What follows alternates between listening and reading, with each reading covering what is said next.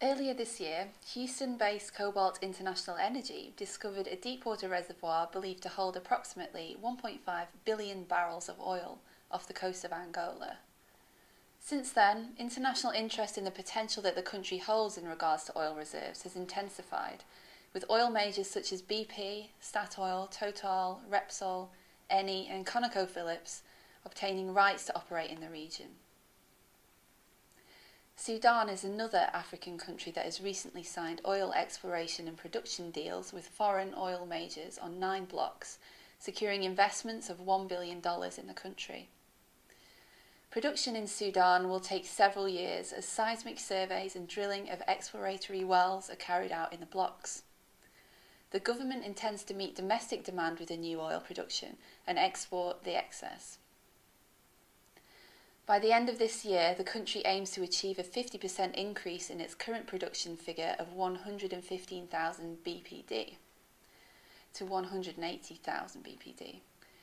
Disputes with the now independent South Sudan earlier this year impacted the Heglig oil field, a strategic part of Sudan's economy. Production is now, however, growing to previous operational levels.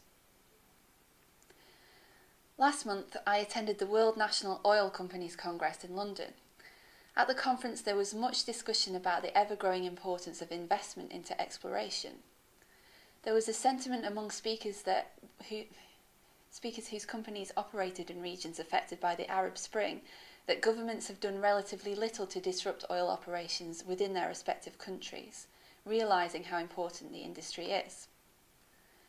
There was a received wisdom that to invest in African projects, one needs to be prepared to go in for the long run. Iraq is also increasingly seen as a country in which production will ramp up dramatically in the next few years, despite continuing safety concerns for any workforce operating there. But how severe are the safety risks? Risk analyst AKE recently noted that although oil and gas infrastructure in Iraq was not targeted nearly as often as the Iraqi army or political targets, with at least 12 separate attacks between April and June, the energy sector will have to continue prioritising security and risk mitigation if it is to benefit from the massive hydrocarbon reserves in the country. But it seems that even if you're operating in one of the most stable, politically non-corrupt regions of the world, maintaining constant, reliable production isn't guaranteed. At the time of writing, Norway's Statoil threatened to lock out workers and shut down production on the Norwegian continental shelf. It hopes that the move will put a stop to a fortnight-long strike that put increasing pressure on oil prices. It is thought that the government will be forced to step in, as its $600 billion sovereign wealth fund depends completely on oil revenue. Oil companies and offshore personnel have been clashing over employee pension conditions. The proposed lockout would end all oil and natural gas production in Norway, Western Europe's principal oil exporter and the world's second largest gas exporter. International deepwater focus is increasing and industry capabilities are improving, but operational challenges will persist. The blocks offshore Angola are around 5 kilometres deep, pushing technical capabilities to the very edge of what is possible.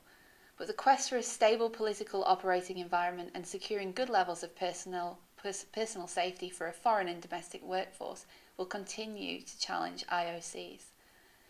The industry needs to continually focus on the people issue, keeping workers safe and keeping workers happy.